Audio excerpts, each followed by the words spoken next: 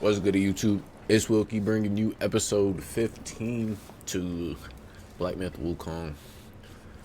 Yeah, look at this fucking skeleton. I swear his head is moving. Let's zoom in on this motherfucker real quick. Hey. Oh shit. Hold on.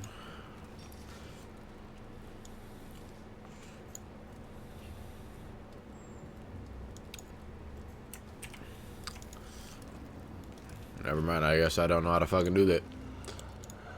Nah, his head is definitely fucking moving though. Hey. Alright.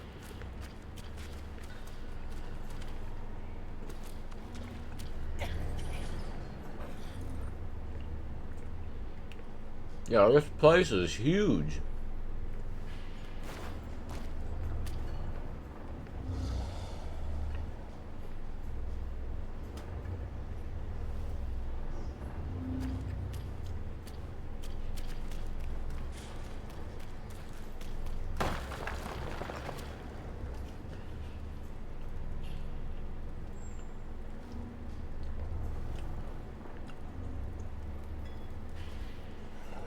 Who the fuck is that over there?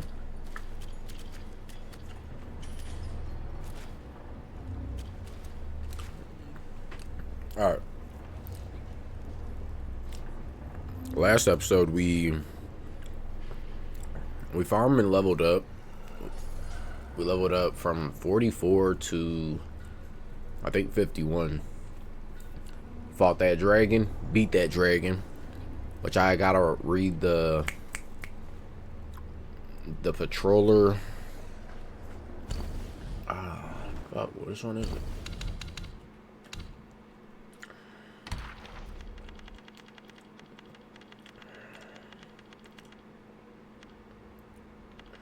Oh, the Yaksha patroller and then the Yaksha archer.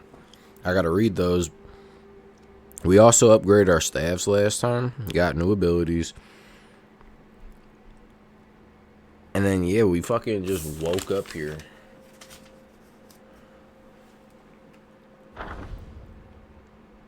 Yaksha patroller.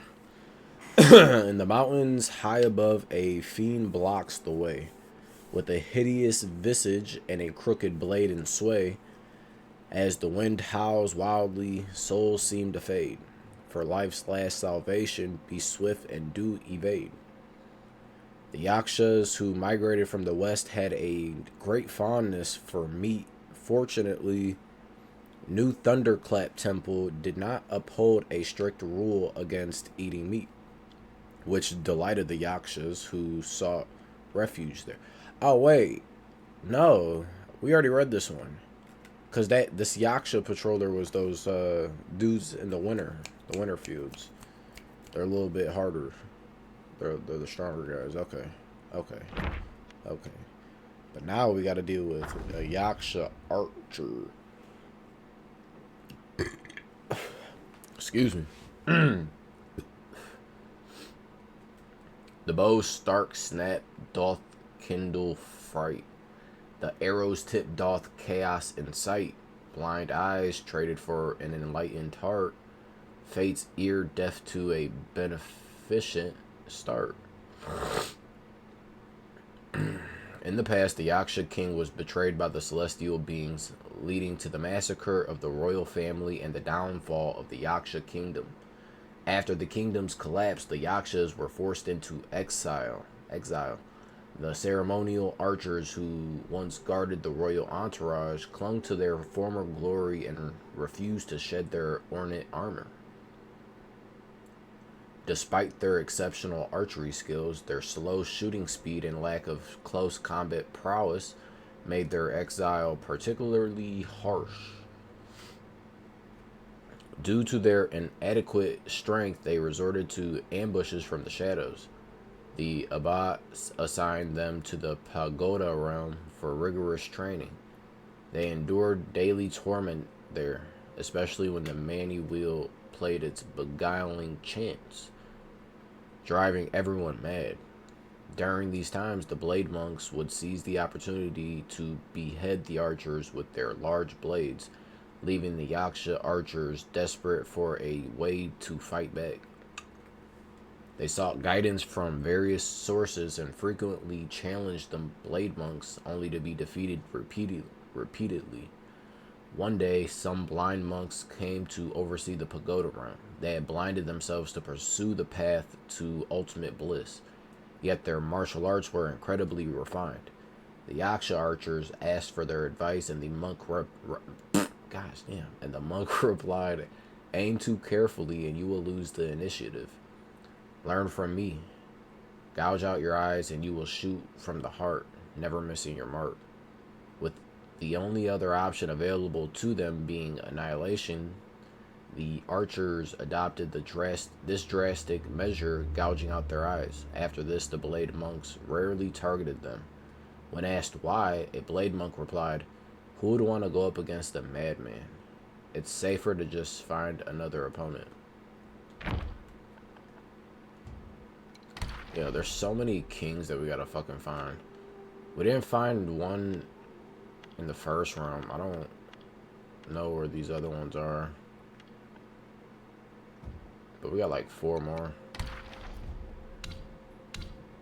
What I'll do is I'll save an episode, like, after we get done with this game, we'll go back and we'll look to find all the rest of those Yaoguai kings. But we're about to talk to this dude real quick. So I was pressing on this and I seen this little bed up there. But we're about to talk to this dude over here. Be warned.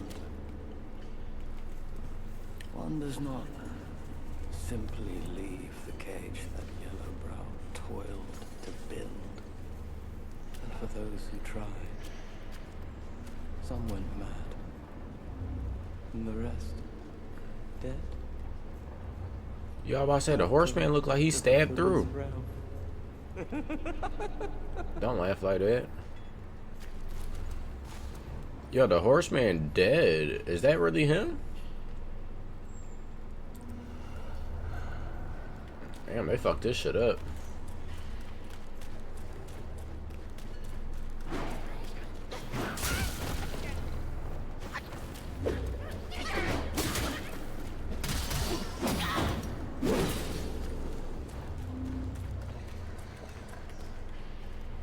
Yo, all this growling I hear, I don't like it.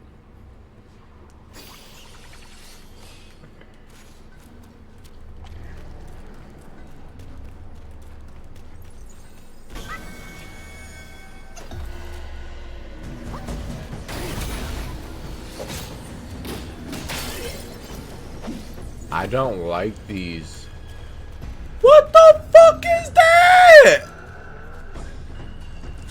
Oh, yo, y'all niggas gonna handle this shit. Why are y'all just standing by me, yo?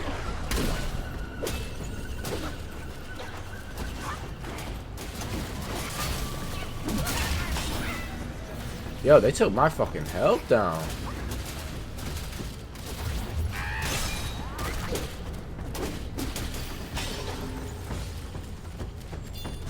Oh, that gave us a lot of fucking will, though.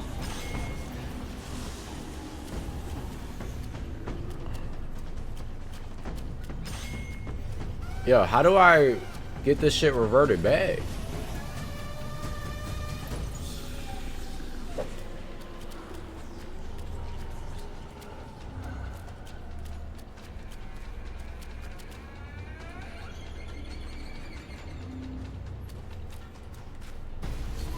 I don't like these things.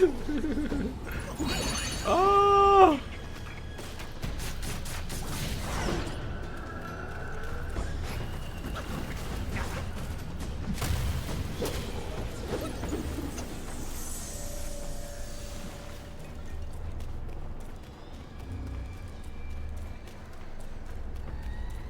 It just fucking disappeared. It just fucking disappeared. I don't like that.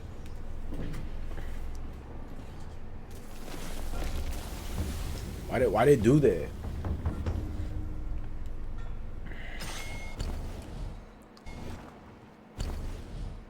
guys. Okay. Ooh.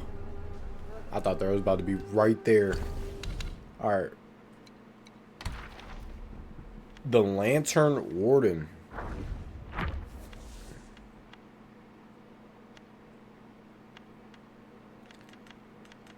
Was this the dude who, like, that red shit happened and let's figure out. Ancient temple trees reach high, in dungeon shadows life's threads lie. In darkness light appears most vivid at the abyss near. The ancient temple on the mountain peak, weathered by the passage of time, had gradually fallen into disrepair. When the abbot returned after many years and saw the temple in such a state of ruin, he was filled with sorrow. Determined to restore the temple to its former glory, he spent a large amount of gold and silver to fund its reconstruction, hoping to showcase his path to the ultimate bliss. The abbot selected a towering forest in the mountains, intending to use the ancient trees there as beams for a new temple. The craftsmen responsible for the timber set up their shelters at the edge of the forest and began felling trees according to the abbot's instructions. Everything proceeded smoothly, and within half a year all the necessary timber was prepared. The craftsmen received their wages and packed up, ready to descend the mountain the next day. That night, a craftsman on night watch was patrolling the area carrying a lantern. Suddenly, rustling sounds from the forest set his nerves on edge. Terrified, he woke everyone up. With their lanterns lit and axes in hand, all the craftsmen treaded into the forest to locate the source of the sound. As they ventured deeper into the forest, someone let out a scream and was abruptly dragged into the darkness along with his lantern by an unknown force. Then, one by one, despite their attempts to hide and flee, all craftsmen were all dragged away. Only one clever craftsman quickly extinguished his lantern. Trembling with fear, he groped his way through the forest. Fortunately, a faint light appeared in the distance. The sun was about to rise. With this faint light, he found his way back and hurried toward the shelters. As he reached the edge of the forest, the sunlight suddenly became blindingly bright, filling his eyes with a white glare. Enduring the pain, he looked closer and realized the light was not from the rising sun, but from his companions' lanterns.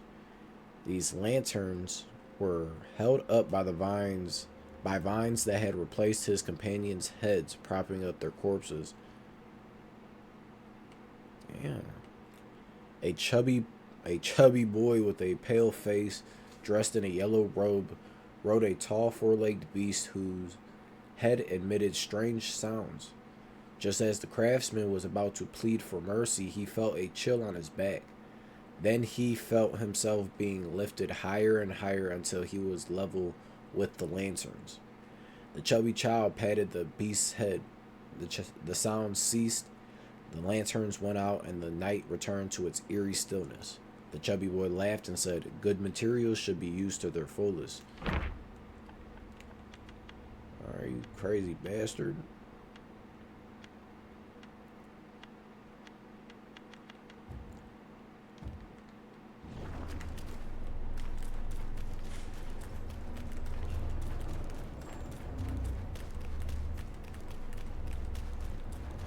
If he hits me with this red shit again. Okay, nope.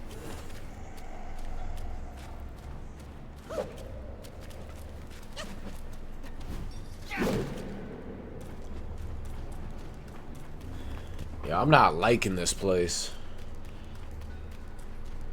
Underground and everything.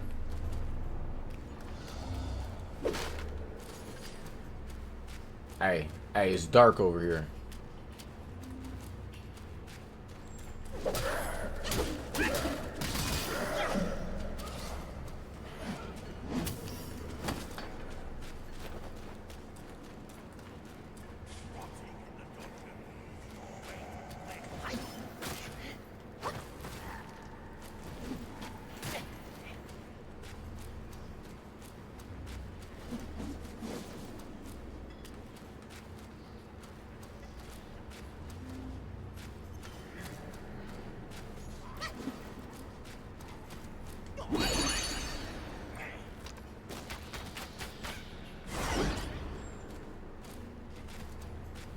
Come on, bring that shit.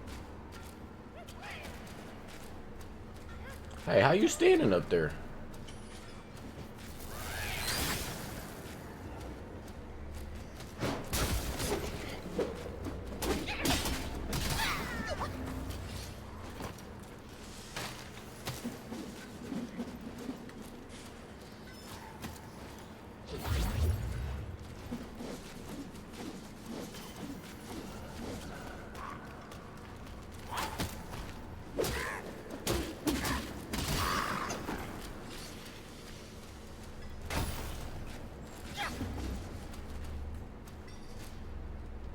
What is that? Who is that?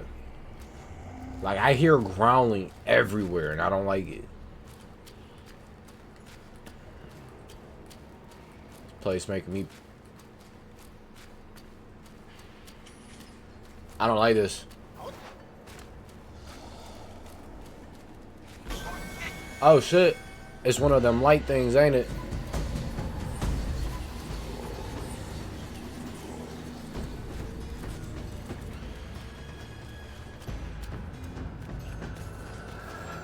Alright. Ain't got no time to cower. We gotta just attack. Oh my god.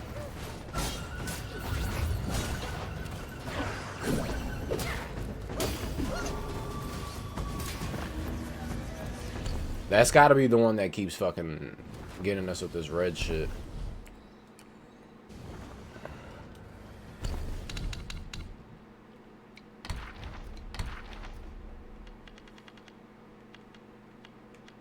A starved abomination. Abominations do roam the frosty, chilling path, with swollen, rumbling bellies, necks adorned in wrath. They spread their malice freely, cunning and so sly, a fearsome presence to behold, loathsome to the eye. In the past, at the foot of the New West, there was a village called Changguan. In this village lived a young man who had pledged his life to a childhood sweetheart, giving her a white jade pendant as a token of their love and vowing to propose once he had become successful. The young man was a peddler, making a living by trading grain in the surrounding areas. One day, a luxurious ferry sailed down the river near the village, more splendid than anything the villagers had ever seen. At the bow stood a plump monk in a yellow robe, radiating golden light. The villagers believed he must have been enlightened. After the arrival of the ferry, the temple in the mountains grew larger and larger, and the young man's grain trade flourished. One day, the young man went to trade grain and did not return for over a month. The girl, worried, inquired about the temple's location and went there to find him. When the young man finally returned to the village, they missed each other, and the girl disappeared. The young man gathered some brave villagers to search for her in the mountains. They found no trace of her, but came across a towering pagoda by the river bank. The young man led them there to rest. As they approached the pagoda, the door suddenly opened. Curious, someone peeked inside and screamed. Behind the door was a dungeon, extending deep underground, seemingly holding many people. The villagers, filled with righteous anger, stormed into the pagoda, and after a few steps, they heard a loud bang, and the door vanished. Strange-looking Yaoguais with scythes and huge bellies emerged from the prison, laughing wickedly. One of them threw a bag of silvers to the young man and then eagerly leapt forward, swinging his scythe and cutting the nearest villagers into pieces. Realizing they had been deceived by the young man, the villagers fled deeper into the prison. The young man watched them and murmured, "Having lost my love, I cannot afford to lose my wealth." Oh, you're gonna die, like, bro.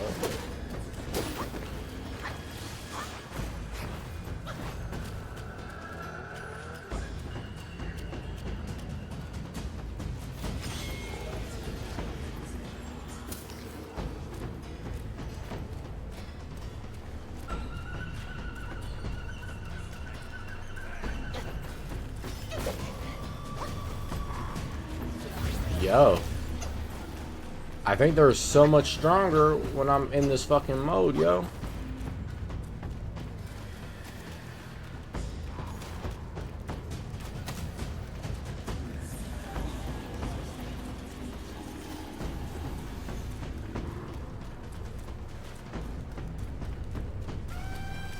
And what I'm gonna do is, because I don't really care for the music, this shit gotta get turned down.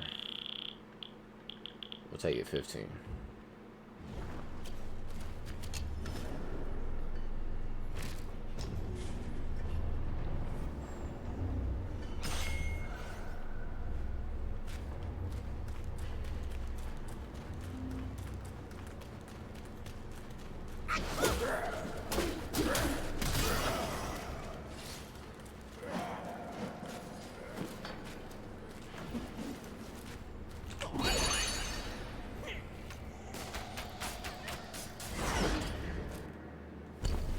And I'm gonna change this one.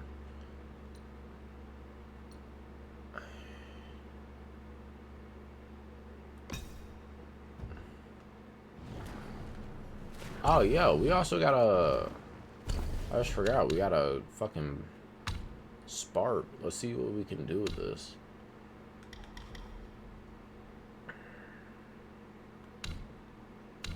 Immobilize is all the way up, so we don't even gotta touch this no more. Sweet.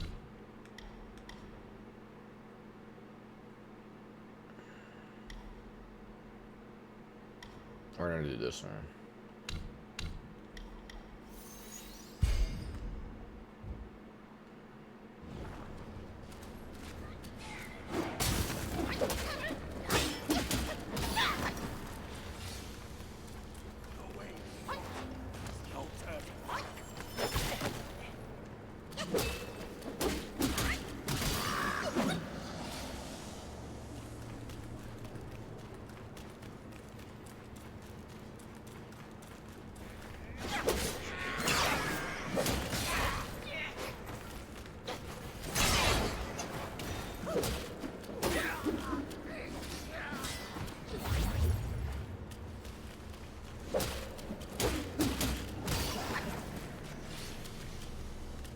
Yeah, I can absorb that through the wall. Sweet.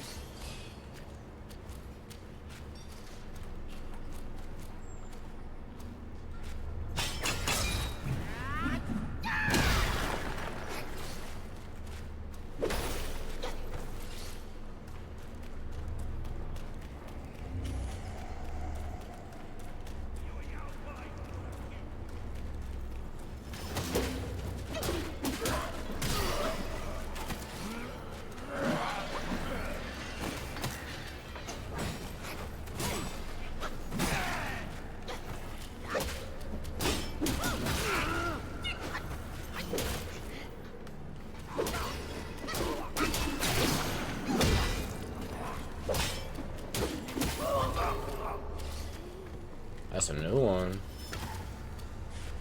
How do I get up here?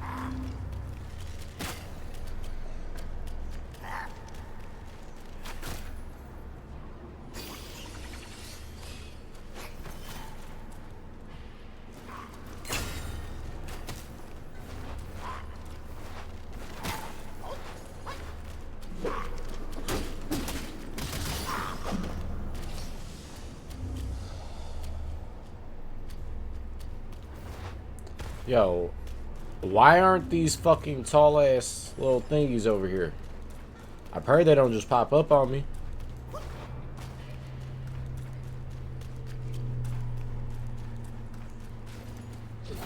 They're popping up. They're popping up. They're somewhere. They're around me somewhere.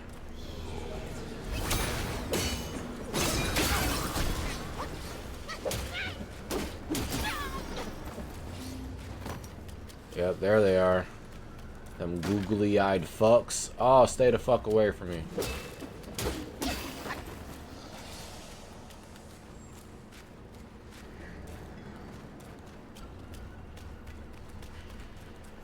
Oh, they do give good XP.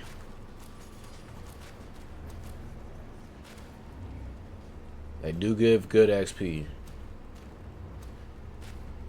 So knowing that, to be honest,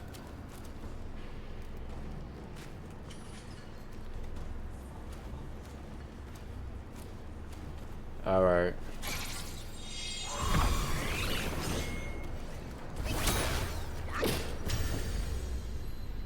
Oh my god, what the fuck?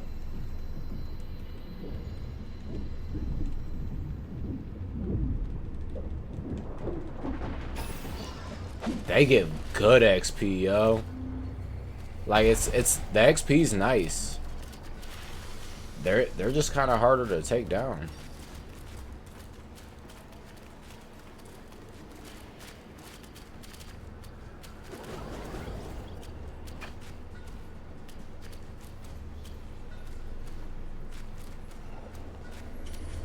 It disappeared. So what? They disappear and reappear. That's what I'm getting.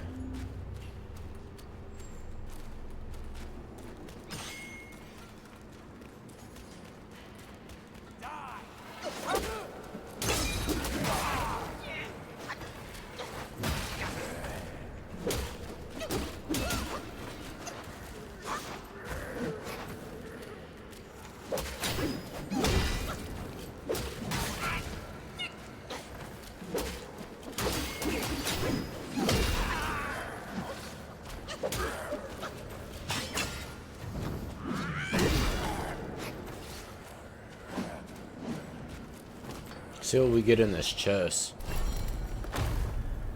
Woo!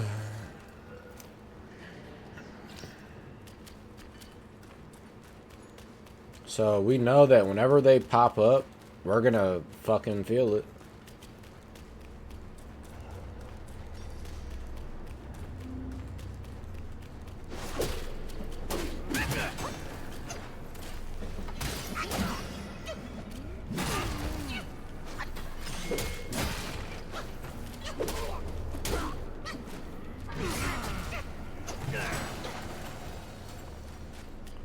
I like that. That was a good move, dude.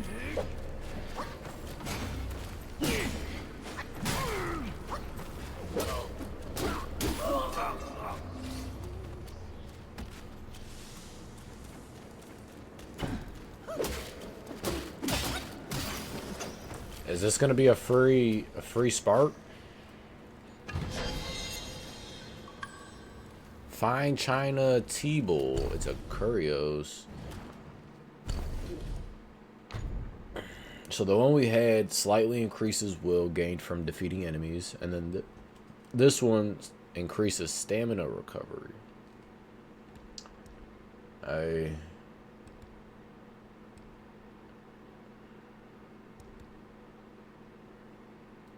chilled stay monitoring. I think I'm gonna trade this one. Upon successful hits with light attack combo, moderately increases attack for short duration. Then again, that's nice. This other one we just seen was a blade monk. A foolish monk hears a wise voice divine. Beheading seen as practice and evil so refined. Crooked paths lead to ever-twisted ways. The wicked blade awakens, yet the mind still strays. The Yakshas who sought refuge in the New West were mostly unwilling to sever their old grudges and thus served as lay disciples in the temple. Some Yakshas, however, aspired to attain enlightenment and shaved their hair to become inner disciples. They had promised their master to sever 1,000 heads to prove their resolve. Yellowbrow was pleased and bestowed upon them special blades, calling them blade monks, and allowing them to practice in the Pagoda Realm. If they truly managed to behead 1,000 foes, they could become arhats in the main hall. I don't know if that was right. Initially, the blade monks thought this task would be easy, as the Pagoda Realm was filled with newcomers on the path of enlightenment. However, the path grew more challenging as they found the remaining inhabitants of Pagoda Realm to be all to all be formidable adversaries. The agile and elusive starved abominations whom they couldn't catch, the long-limbed lantern wardens whom they dared not provoke, the temperamental enslaved yakshas whose cruel vengeance they feared, and even the weakest yaksha archers who had become mad and terrifying after practicing the closed-eyed meditation technique. Seeing that the red-haired yakshas often sat quietly alone, appearing very docile, they decided to target them. Although the red-haired yakshas believed all beings deserved to live, they harbored a deep hatred for those who beheaded others due to the war that destroyed their nation and their own fate. Thus, they showed no mercy and promptly beheaded the blade monks who attempted to do so. After this lesson, the blade monks became subdued but remained resentful. They often hid in corners, ambushing passersby to add to their count of beheading through their treacherous means. Hey.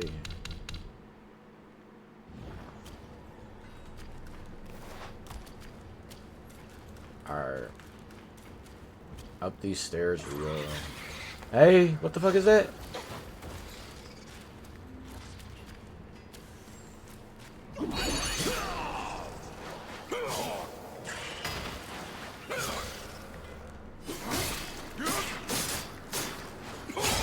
I guess you don't like fire, do you?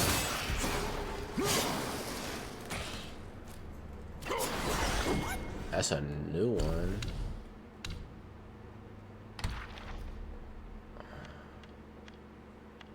Yo, is this the one we needed?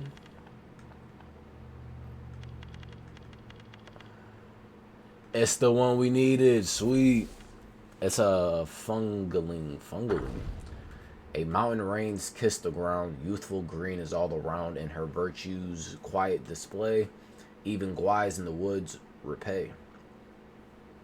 In the highland bounds there lived a widow and her girl left to fend against the harsh days alone. The mother sold pancakes in the nearby village. The girl gathered firewood, ground grain, and cooked meals, shouldering her share of the family's responsibility. Ceaseless rains had worn down the woodshed, long neglected without a man's hand.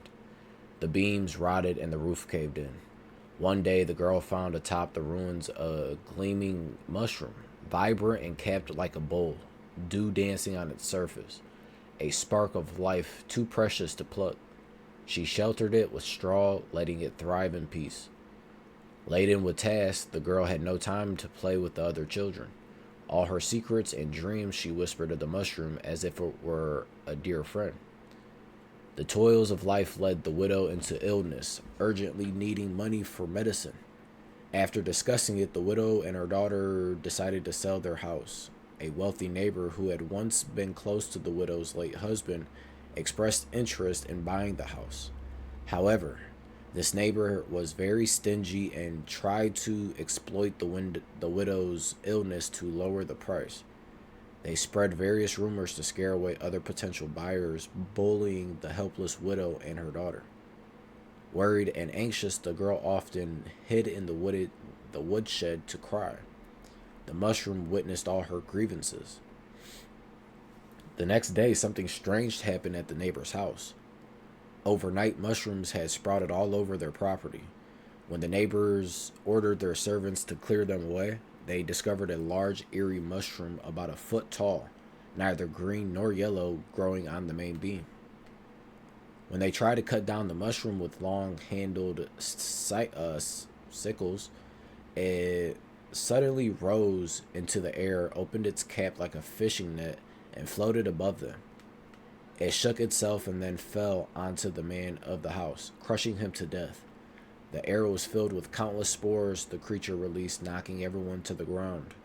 Afterward, the mushrooms crawled out of the ground, transforming into many guais.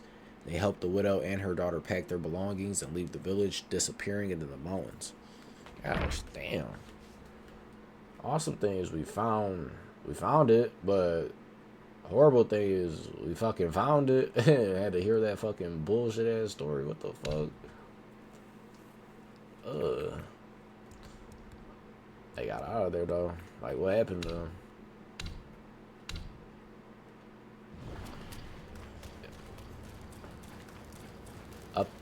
Up the stairs we go.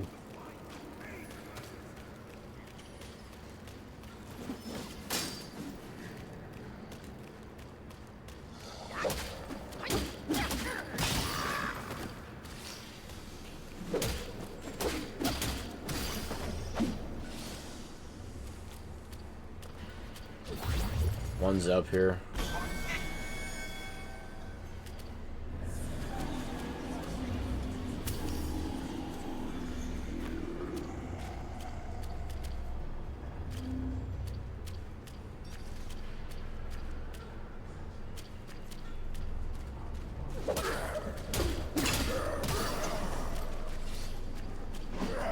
Oh.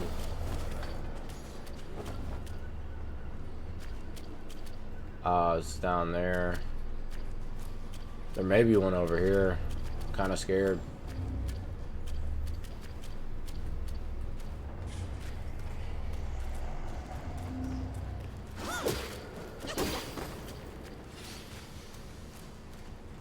What we got in here?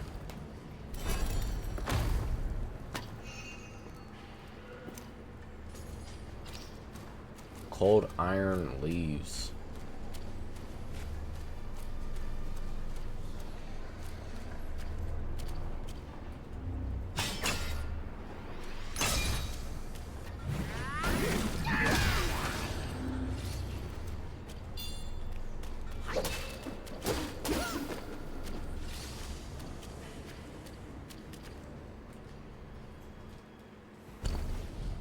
I think we gotta jump down there, guys. Hey, if we do, this is gonna get a little weird.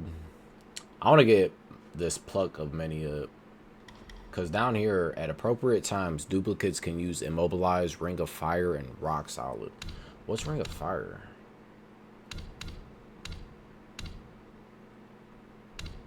I don't know what ring of fire is, but I know what cloud step and fucking rock solid are.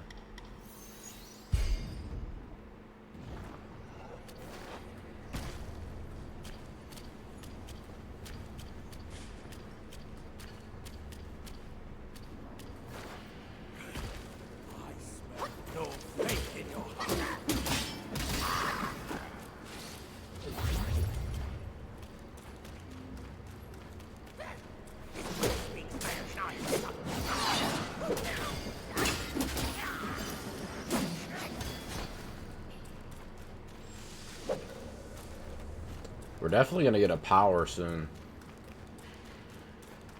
I'm excited to see what it is.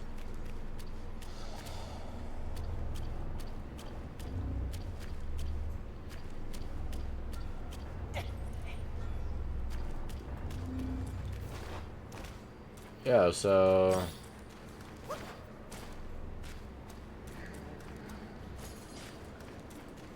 yeah, how do I get out of here? What's up here?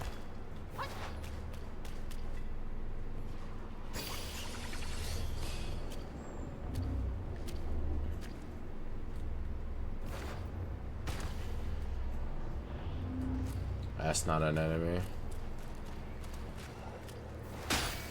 Wait a minute. Guys, no.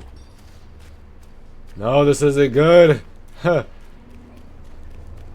We just ran in a fucking circle.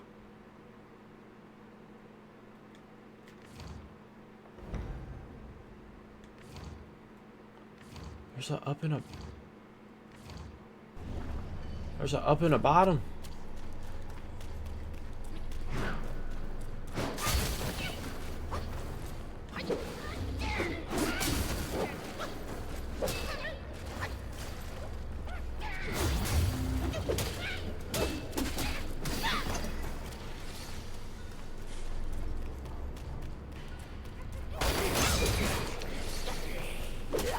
He is not letting me just hit him at his god damn, bro.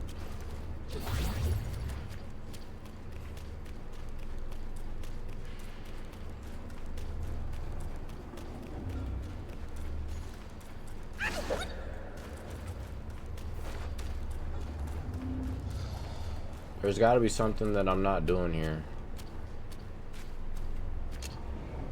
I'm gonna offer incense, but it's like, where the fuck do we go?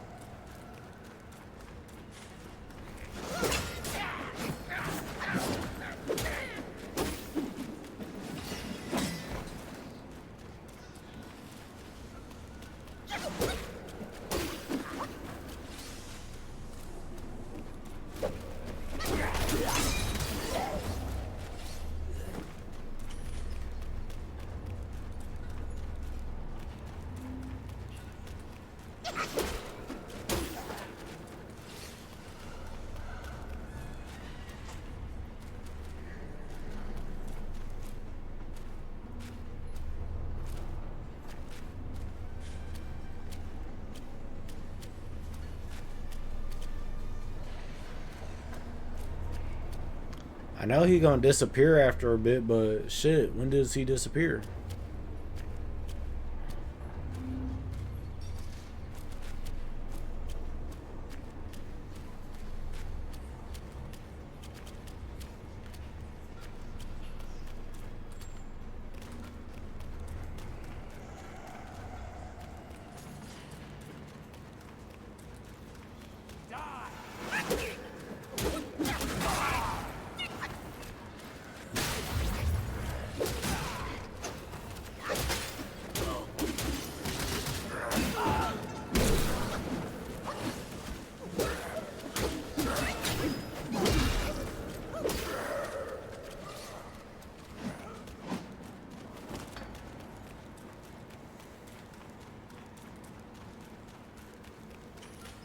Alright, I gotta figure out what it is I'm missing.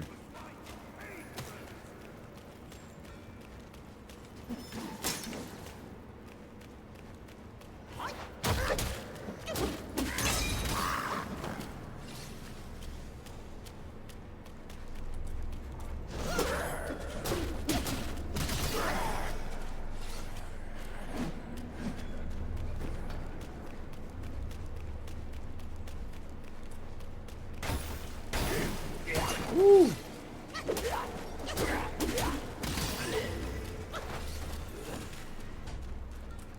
Okay.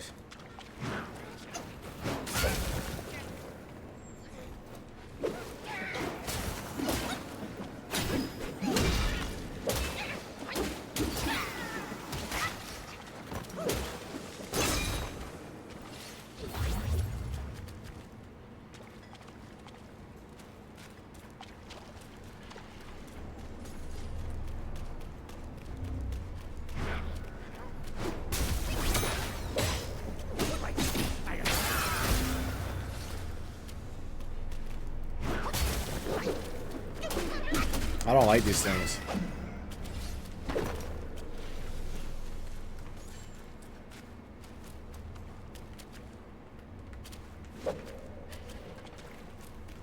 It's a dead end.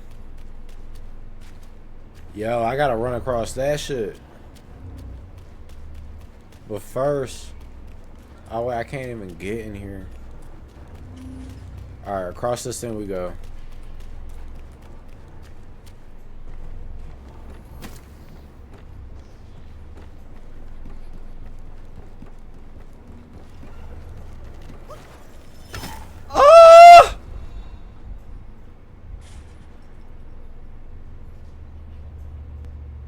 Bro, I just fucking died.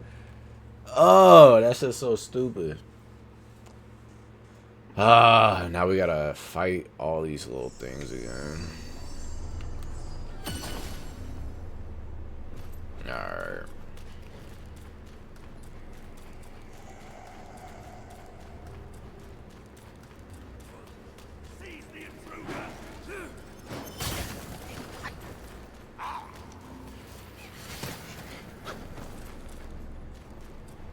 Y'all would dare fight one of these motherfuckers out here? Ah!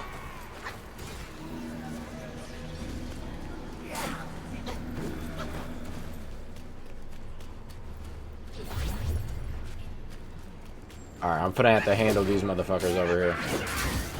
Not good, not good, not good, not good, not good. Not good. Oh, I'm dead, I'm dead, I'm dead, I'm dead, I'm dead, I'm dead, I'm dead, I'm dead.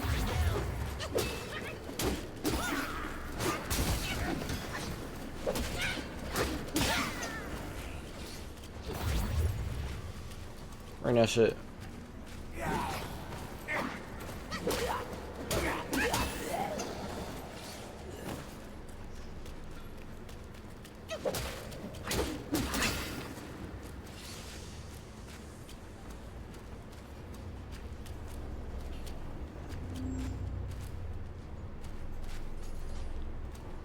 That thing's so fucking ugly, dog.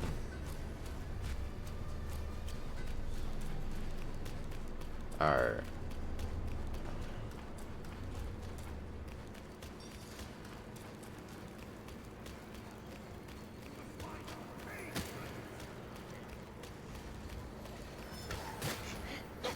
He hit me.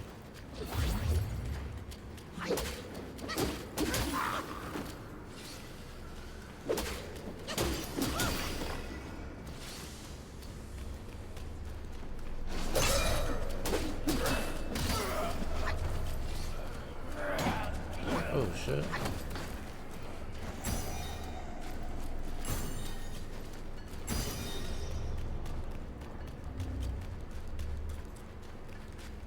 Didn't even see this when we came through.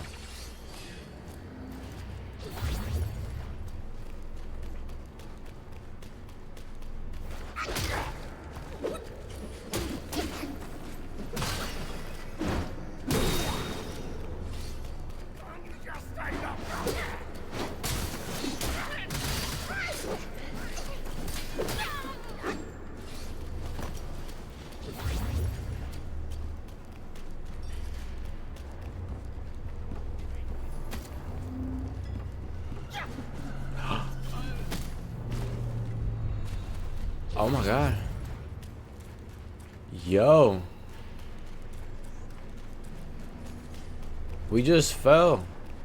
We didn't die, but I don't like this. Cause he could just keep shooting our asses down. I'm gonna just have to run it. My staff ready to fucking whoop his ass. That shit all pent up with energy. Oh, that shit went away.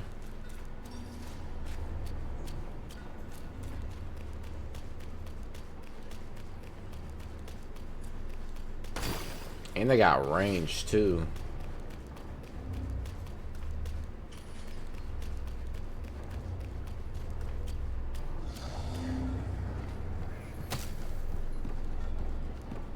Please don't shoot me, please don't shoot me, please don't shoot me, please don't shoot me. Hey.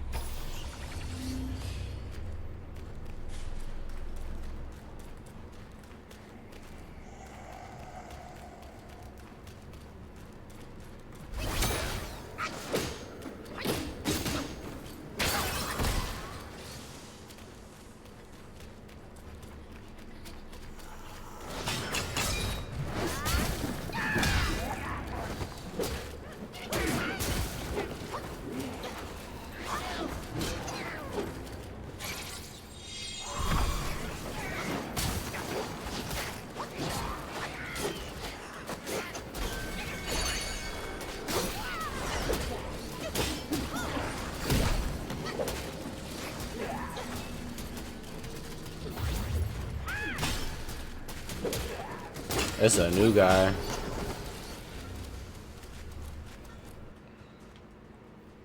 Enslaved Yaksha. Oh yeah, they look tough.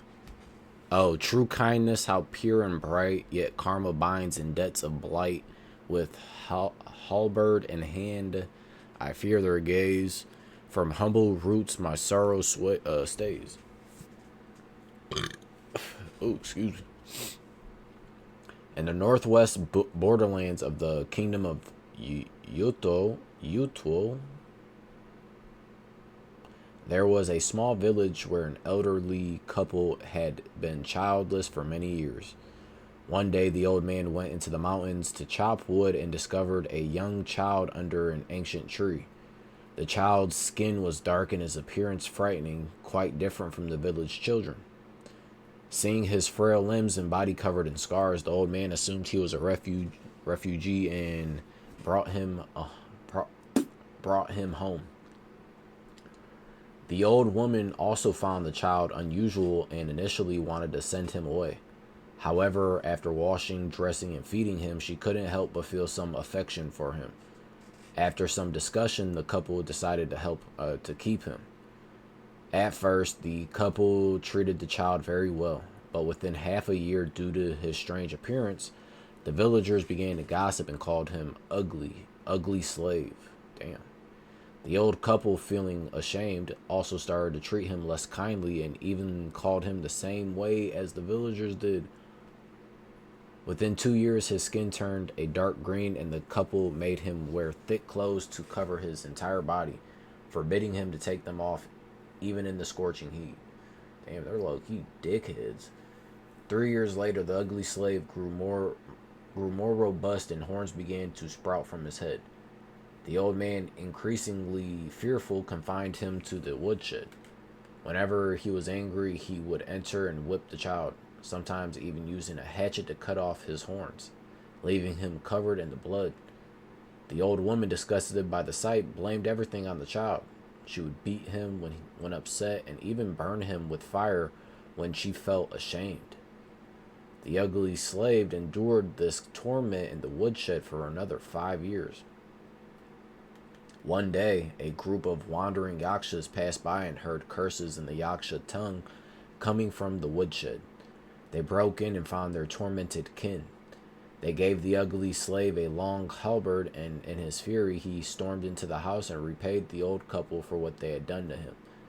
Years later, the ugly slave's resentment still simmers, and only by tormenting his prey can he find any semblance of joy. I mean, they taught his ass that. Gosh, damn. Oh, them boys.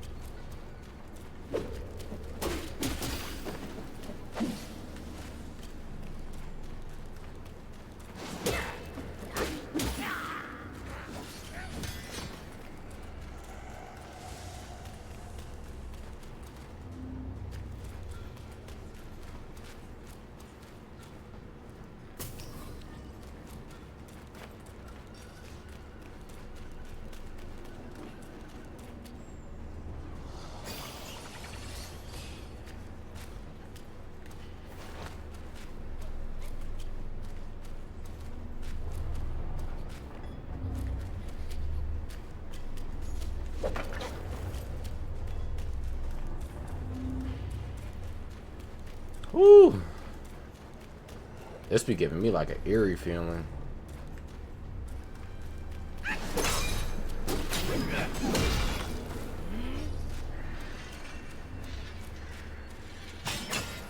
You wanna do that?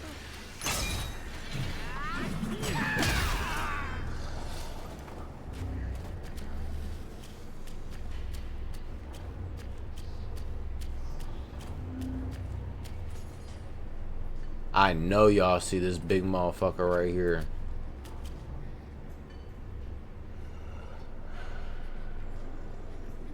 And he's by a chest. And he's got an archer up there. This isn't good. I got my transformation, but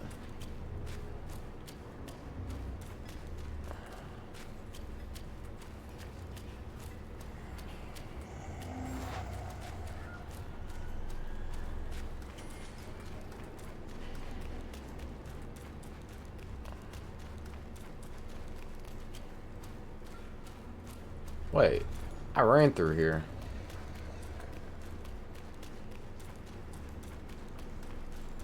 So for me to go fight this dude, I'm gonna go up and see if there's another incense. I pray there's another incense up here. Please be another incense up here.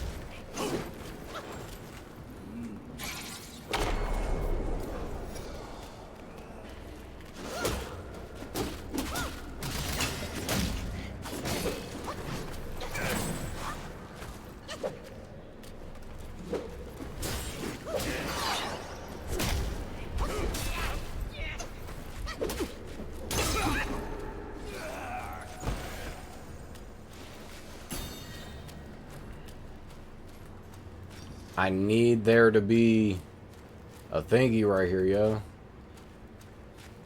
I need an incense.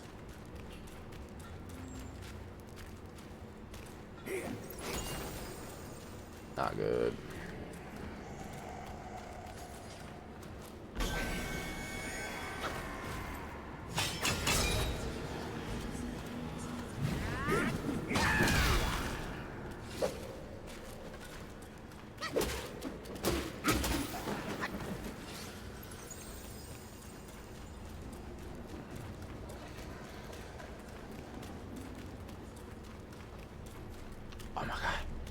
Oh my god, there's one right here.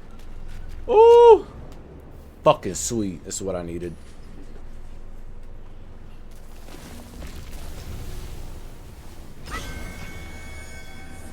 We rest. I come back here.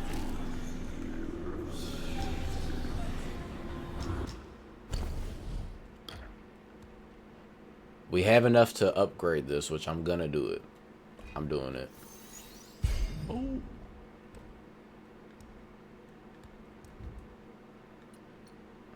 Alright, punishing downpour executes thunder damage to the enemy instead of the area damage.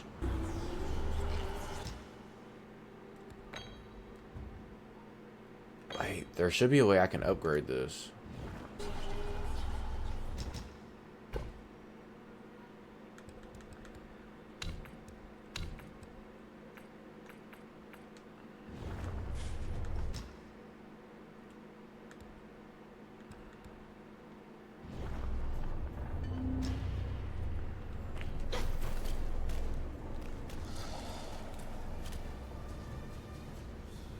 Yo.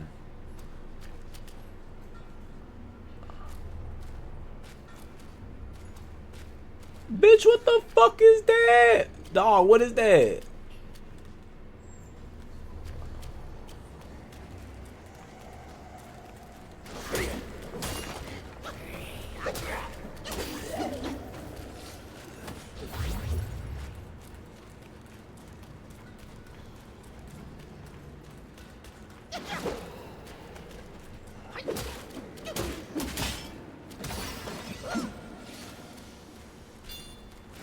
Ooh.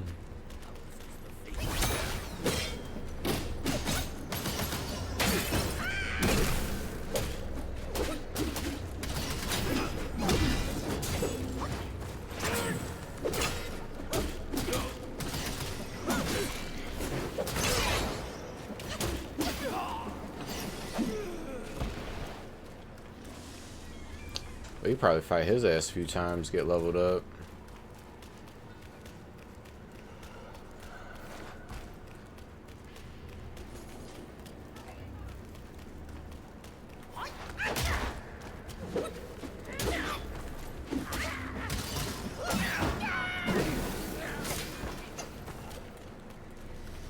Alright, we're gonna go around and we're gonna fight this big dude right here.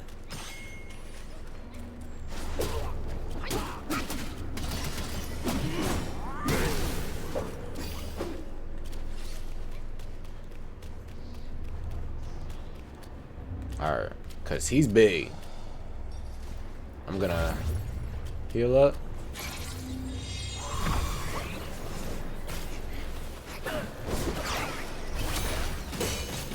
Beat his ass!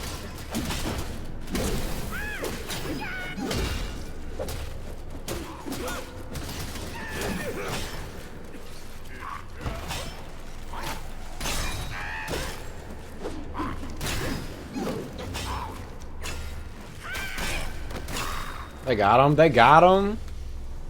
That's all I needed from y'all. Thank you. Shit. Bloods of Iron's Bull. What does Bloods of Iron Bull even do? Oh, and we got this lesser Yaoguai to read. Red-haired Yaksha. This is the one that they were talking about in that story. With sword in hand, the foe's chest pierced, blood-soaked hair and battle fierce. Endless sorrow for a fallen land, east wind sighs as west winds stand. In the kingdom of Yaksha there were 8 great generals, one of whom was named Mi Yan. He had once practiced under the Golden Summit Immortal at the Yuzhen Temple, located at the foot of the mountain Lingshan. Having fought countless battles, he possessed the valor of a warrior who could face 10,000 enemies. When a formidable enemy attacked, the Yaksha king appointed Mi Yan as the vanguard general.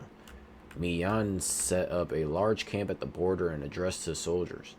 If any of you fear battle, walk away now and I won't hold it against you. But know that if we lose this foothold, the kingdom will fall. Our elders, children, and all our wealth will become the property of our enemies. With these words, he and the entire army swore a blood oath to the advance and never retreat. The Yaksha army, isolated and outnumbered, faced an enemy surrounding them on all sides, their banners blotting out of the sky. Wave after wave of enemy forces attacked relentlessly. Mi Yan and his troops fought fiercely, suffering heavy casualties. Excuse me. Ultimately, Mi Yan was surrounded by numerous Arhats and was beheaded. The soldiers, countless among them having sacrificed their lives, retrieved their general's head, placing Mi Yan's head in his coffin. They witnessed his body slowly sit up and lament, "If we lose our homeland, what difference does it make whether I have a head or not?" Damn. With these words, he closed his eyes and fell back down, finally passing away as blood gushed from his neck, staining his hair red. Later, his subordinates, in a display of loyalty and bravery, poured the blood of the enemies over their heads, emulating Mi Yan. Despite their valor, the kingdom of Yaksha was ultimately destroyed, but not a single soldier from Mi Yan's army deserted. Type shit. Alright, time to go back around. We're making progress. But I don't know what the fuck that thing is down there. And I don't even want to know what it is. How far are we into this?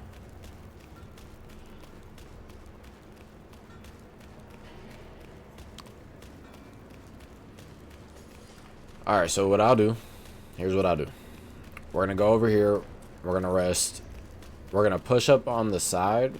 And then after we push up the side, we'll go back and see what the fuck this thing is over here.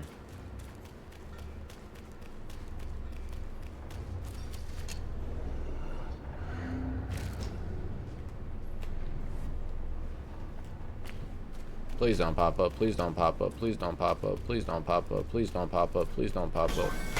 It popped up. It popped up.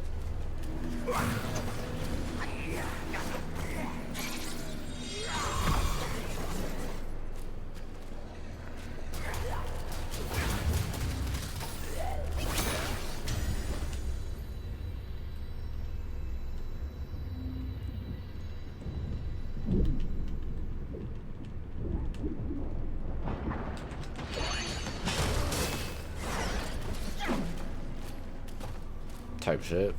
Fucked him up. I didn't want him to pop up, but he popped up.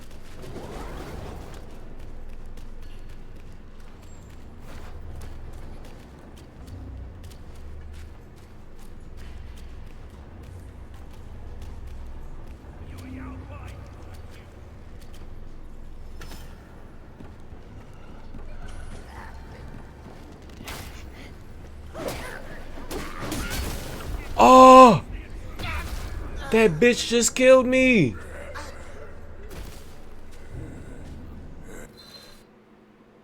Gosh damn. Alright then. Well, now.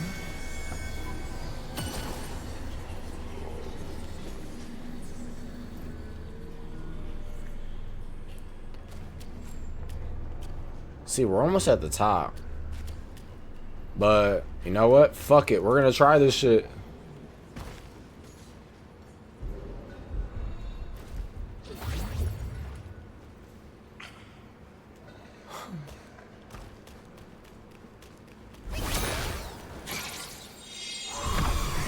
Don't let this motherfucker live, yo.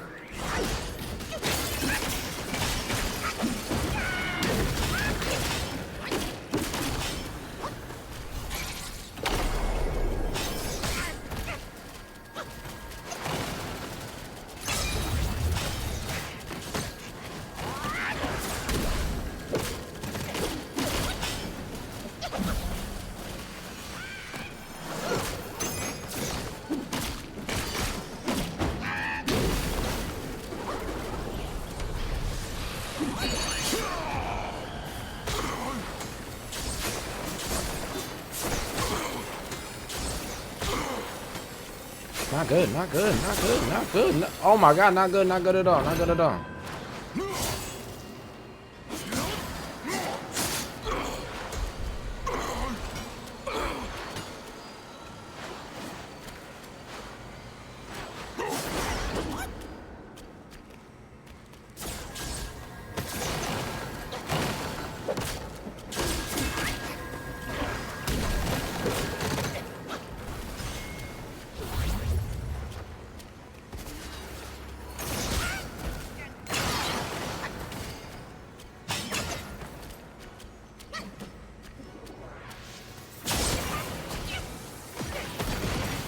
Oh, I may be dead.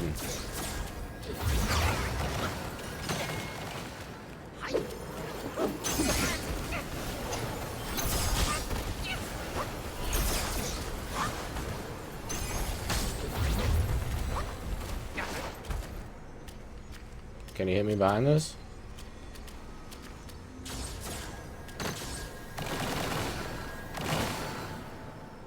Hey, bro, you can't hit me. Oh, he can hit me. He can still hit me. Fuck. Ah. This isn't good.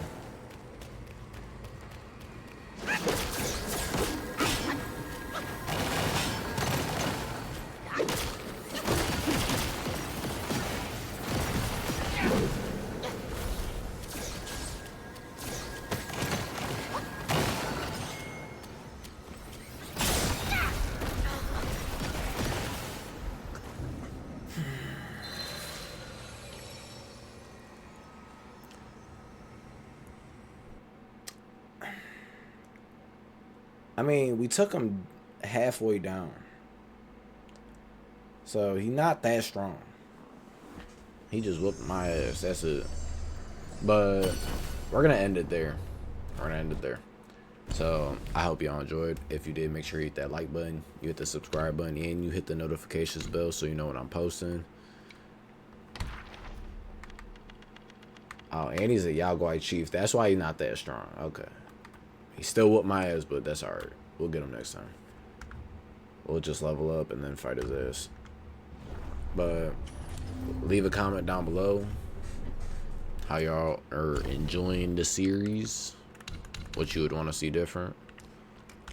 I'm gonna start a new series probably right after this. And it's Assassin's Creed Shadows. But alright. I love y'all, and it's Wookie out.